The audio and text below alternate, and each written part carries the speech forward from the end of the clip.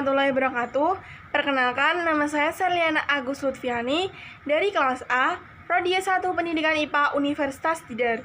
Di sini, saya akan memaparkan kajian teori yang telah saya buat, yakni kajian teori biologi dengan materi kingdom lantai, bryophyta, peptidobita, dan spermatophyta. Selanjutnya langsung saja ke slide kedua. Pada slide kedua ini, saya akan menjelaskan mengenai tumbuhan lumut atau bryophyta terlebih dahulu. Nah, yang akan dijelaskan yaitu yang pertama mengenai karakteristik, kedua klasifikasi, ketiga reproduksi, keempat siklus hidup, dan kelima adalah peranan dan manfaat. Nah, mengenai karakteristik, tumbuhan lumut memiliki karakteristik diantaranya bersel banyak dan berbentuk pipih, bersifat autotrof, yakni dapat membuat makanan sendiri, lalu memiliki persamaan bentuk susunan gametangium, yang keempat belum memiliki akar, batang, dan daun sejati. Nah, yang kelima yaitu habitatnya itu di tempat lembab, kecuali spaginum. Nah, untuk spaginum ini dia hidup di dalam air. Nah, yang keenam itu tidak memiliki pembuluh angkut yang menggunakan sel-sel parenkim. Yang ketujuh, mengalami pertambahan panjang. Jadi, dalam pertumbuhannya dia tuh hanya mengalami pertambahan panjang tanpa mengalami pertambahan ukuran yaitu pembesaran. Nah, yang ke-8 yaitu hidupnya secara berkoloni atau berkelompok. Yang terakhir, dinding selnya tidak terbentuk dari selulosa dan tidak memiliki jaringan yang diperkuat oleh lignin. Selanjutnya, yakni mengenai klasifikasi dari tumbuhan lumut. Tumbuhan lumut diklasifikasikan menjadi 3. Yang pertama yaitu lumut hati atau Hepaticopsida, yang kedua yaitu lumut tanduk atau Anthocerotopsida, dan yang ketiga yaitu lumut daun atau musky. Nah, untuk lumut hati atau Hepaticopsida sendiri memiliki ciri-ciri seperti tubuhnya berbentuk lembaran, lalu menempel di atas permukaan tanah, pohon atau tebing. Terus dia tuh memiliki rizoid atau akar. Nah, rizoid ini itu digunakan untuk menyerap zat makanan dan digunakan untuk menempel. Tadi kan dia tuh menempel di permukaan tanah, pohon atau tebing. Lalu dia itu tidak memiliki batang dan daun. Tadi kan sudah saya jelaskan mengenai karakteristik dari tumbuhan lumut, yaitu dia itu belum memiliki akar, batang, dan daun sejati. Lalu untuk reproduksinya sendiri, dia itu dilakukan secara vegetatif dan generatif. Untuk vegetatifnya, dia itu dengan membentuk gema atau kuncup, sedangkan untuk generatifnya dilakukan dengan membentuk gamet jantan dan gamet betina. Nah, untuk contoh dari lumut hati sendiri, yakni Riciocarpus, Marchantia, dan Linularia. Selanjutnya yaitu mengenai lumut tanduk atau Anthocerotopsida. Nah, lumut tanduk sendiri memiliki ciri-ciri seperti bentuk tubuhnya seperti lumut hati, yaitu berupa talus. Namun, untuk sporofitnya sendiri, dia tuh berbentuk seperti kapsul memanjang. Nah, yang kedua, dia tuh memiliki satu kloropas, terus hidupnya tuh biasanya di tepi sungai, daun, atau sepanjang selokan. Nah, untuk reproduksinya sendiri, lumut tanduk itu sama seperti lumut hati, yaitu dilakukan secara generatif dan vegetatif. Nah, contoh dari lumut tanduk yaitu Anthoceros sp. Selanjutnya yaitu mengenai lumut daun atau musky. Nah, lumut daun ini sering disebut dengan lumut sejati. Mengapa? Karena bentuknya itu berupa tumbuhan kecil dengan bagian seperti akar, batang, dan daun. Jadi dia tuh sudah dapat dibedakan antara batang, akar, dan daun. Walaupun batang, akar, dan daunnya itu belum sejati. Lalu untuk reproduksinya dilakukan secara vegetatif, yakni dengan membentuk kuncup pada cabang-cabang batang. Nah, kuncup ini yang akan menjadi lumut baru. Nah, untuk contohnya yaitu Sphagnum fibreatum, Sphagnum saworosum, dan Polyticum comuni. Selanjutnya yaitu mengenai reproduksi dari tumbuhan lumut. Reproduksinya itu terjadi secara metagenesis atau pergiliran keturunan, yakni pergiliran keturunan antara fase vegetatifnya dari generasi sporofit dan fase generatifnya yaitu dari generasi gametofit. Nah, untuk reproduksinya itu terjadi secara seksual dan aseksual. Aseksual yaitu secara haploid saprofit, dan sedangkan untuk reproduksi seksualnya yaitu dengan pembentukan gamet, yakni gamet archegonium dan antheridium. Selanjutnya yaitu mengenai siklus hidup dari tumbuhan lumut. Untuk siklus hidupnya dapat dilihat dari gambar PPT ini di sini nih. Selanjutnya saya akan jelaskan mengenai siklus hidup dari tumbuhan lumut. Nah, pada mulanya spora jatuh di tempat lembab dan tumbuh menjadi protonema. Ketika protonema tersebut tumbuh menjadi tumbuhan lumut lalu menghasilkan antheridium, yakni sel kelamin jantan, dan terbentuklah spermatozoid. Dan tumbuhan lumut juga menghasilkan archegonium, yakni sel kelamin betina, yakni dengan menghasilkan ovum. Nah, spermatozoid tersebut kemudian membuahi sel telur dan menghasilkan zigot. Zigot ini akan tumbuh menjadi sporangium, dan sporangium akan menghasilkan spora, di mana spora tersebut akan terkumpul pada kotak spora atau sporangium. Nah, apabila kotak spora tersebut pecah, maka spora akan bertebaran. Selanjutnya yaitu mengenai peranan dan manfaat tumbuhan lumut. Yang pertama, dia tuh sebagai penyerap air hujan dan salju. Yang kedua, sebagai komponen pembentuk tanah gambut, bahan bakar, dan pengganti kapas. Dan yang ketiga yaitu sebagai pembentuk lichen atau lumut kerak. Dan yang keempat sebagai indikator daerah yang lembab dan obat penyakit yaitu marsantia. Nah, yang terakhir yaitu sebagai pupuk penyubur tanah di rawa. Lalu untuk slide berikutnya yaitu mengenai tumbuhan paku atau Pteridophyta. Di sini saya juga sama akan menjelaskan dari karakteristik, klasifikasi, reproduksi, siklus hidup, serta peranan dan manfaat dari tumbuhan paku.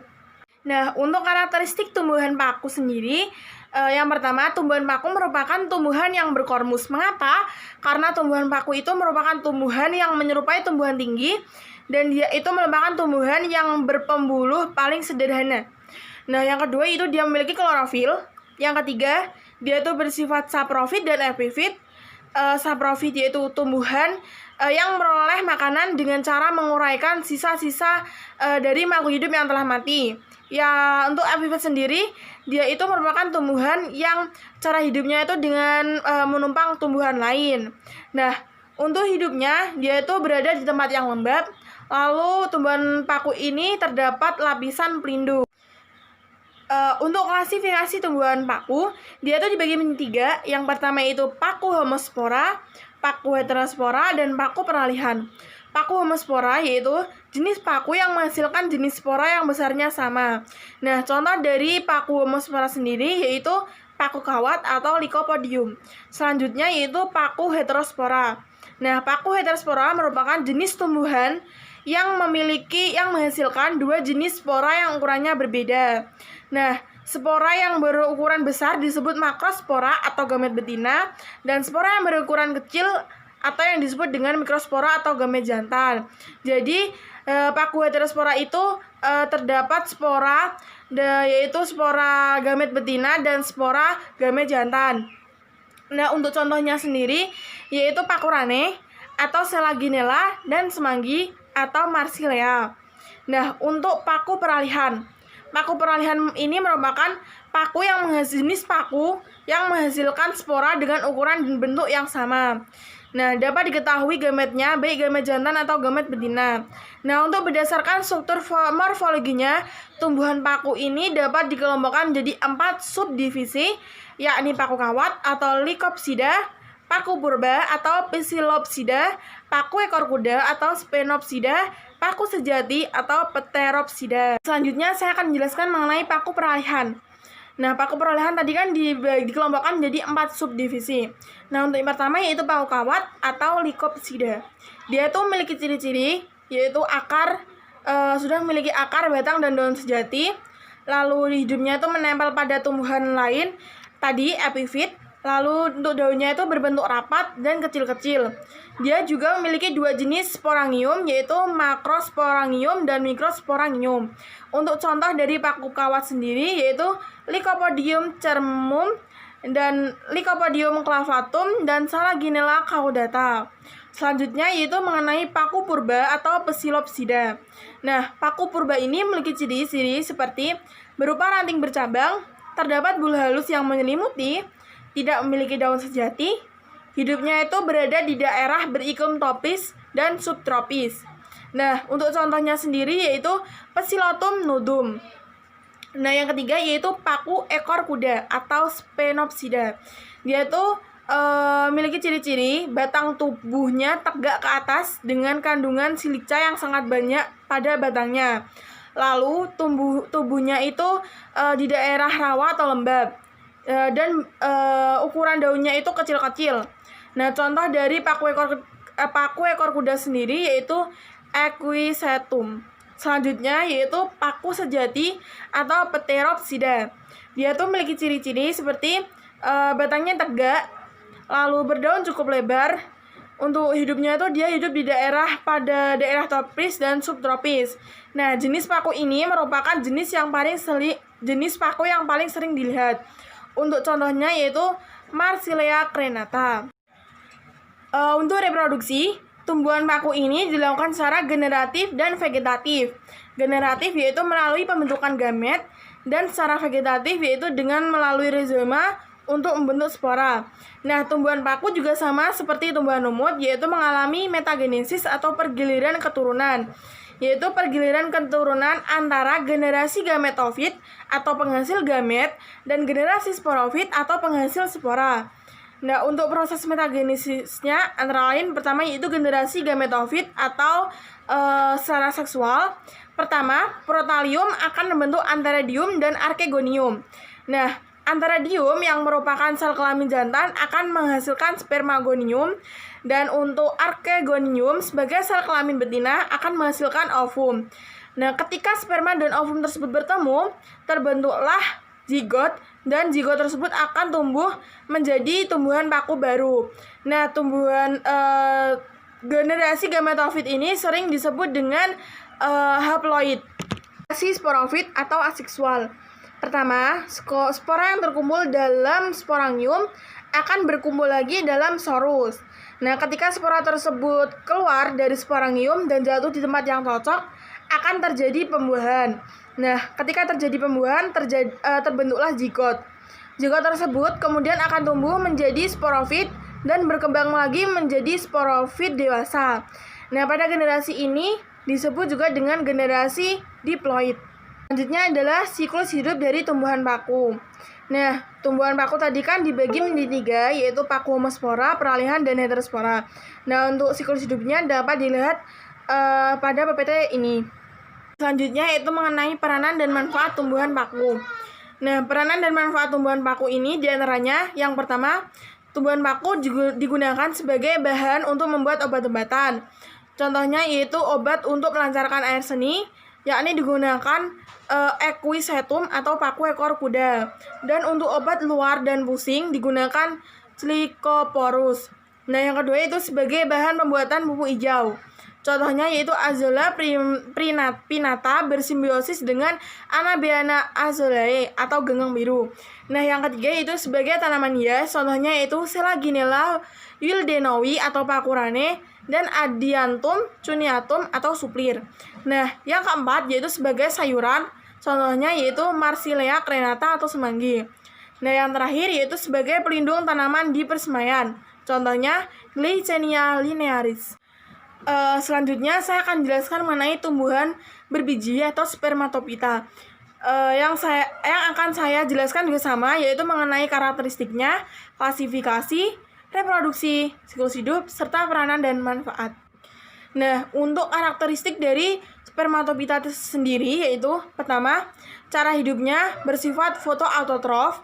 Yang kedua, habitatnya ada di darat dan ada yang mengapung di air. Yang ketiga, yaitu memiliki jaringan pembuluh yang bervariasi, bersifat multiseluler, dan dapat dibedakan antara batang, daun, dan akar sejati. Nah, untuk klasifikasi, tumbuhan berbiji atau spermatopita ini diklasifikasikan menjadi 2, yaitu Gymnospermae atau tumbuhan berbiji terbuka dan Angiospermae atau tumbuhan berbiji tertutup. Untuk selanjutnya saya akan jelaskan mengenai Gymnospermae atau tumbuhan berbiji terbuka terlebih dahulu. Nah, dia tuh memiliki ciri-ciri umum. Yang pertama, bijinya terbuka, jadi dia tuh tidak dilindungi oleh bakal buah. Lalu untuk perkembangbiakannya, dia itu menggunakan biji. Lalu untuk daunnya itu tebal, sempit, dan kaku. dia tidak memiliki bunga sejati. Nah, alat reproduksinya itu terletak pada kerucut yang disebut dengan strobilus. Nah, dan untuk akarnya itu berbentuk tunggang dan berkambium. Jadi dalam akarnya itu terdapat kambium. Nah, untuk siklus hidupnya dapat dilihat dari gambar PPT yang telah saya buat. Selanjutnya mengenai klasifikasi. Tumbuhan berbiji terbuka ini diklasifikasikan menjadi 4. Yang pertama yaitu Cicatophyta, yang kedua Gingophyta, yang ketiga Genetophyta, dan yang keempat yaitu Coniferophyta. Nah, untuk peranan Gymnospermae dapat digunakan sebagai sumber makanan, yakni melinjo. Yang kedua dapat digunakan sebagai bahan industri korek api dan kertas, yakni kayu pinus dan kayu tumbuhan melinjo. Yang ketiga digunakan sebagai sabun, cat, dan vernis. Nah, yang keempat, dia dapat digunakan sebagai bahan untuk membuat obat dan kosmetik. Contohnya yaitu tumbuhan berbiji terbuka, yaitu Ginkgo biloba. Nah, yang terakhir yaitu digunakan sebagai tanaman hias, yakni Pakis haji. Nah, yang kedua yaitu Angiospermae atau tumbuhan berbiji tertutup. Untuk Angiospermae sendiri, dia itu memiliki ciri-ciri seperti bijinya itu tertutup, yakni dilindungi oleh bakal buah. Kalau Gymnospermae tadi kan bijinya terbuka, dia itu tidak dilindungi oleh bakal buah. Lalu untuk perkembangbiakannya sendiri, dia juga menggunakan biji. Lalu dia juga mempunyai organ berbentuk bunga yang lengkap. Dia juga mempunyai jaringan pembuluh, yakni jaringan floem dan xilem. Nah, untuk habitatnya sendiri, dia itu berupa perdu, semak, dan herba. Nah, alat reproduksinya yaitu terletak pada bunga. Selanjutnya yaitu siklus hidup. Untuk siklus hidupnya dapat dilihat pada gambar yang ada di PPT. Nah, untuk klasifikasi, dia itu dibagi menjadi 2, yaitu tumbuhan berkeping 1 atau monokotil dan tumbuhan berkeping 2 atau dikotil. Nah, untuk penanan, dia itu dapat digunakan sebagai sayuran dan buah-buahan, digunakan sebagai bahan bangunan, sebagai sumber energi bagi manusia dan hewan, dan digunakan sebagai bahan sandang. Tadi kan Angiosperma itu kan diklasifikasikan menjadi 2, yaitu tumbuhan berkeping 1 atau monokotil dan tumbuhan berkeping 2 atau dikotil. Nah, saya akan menjelaskan mengenai tumbuhan berkeping 1 atau monokotil terlebih dahulu. Untuk ciri-cirinya yaitu akarnya itu serabut, berbiji tunggal, dan dia itu tidak terdapat kambium dalam batang dan akarnya. Untuk tulang daunnya itu sejajar, dan ruas batangnya itu terlihat sangat jelas. Nah, tumbuhan berkeping 1 atau monokotil ini untuk bunganya itu biasanya berkelipatan 3.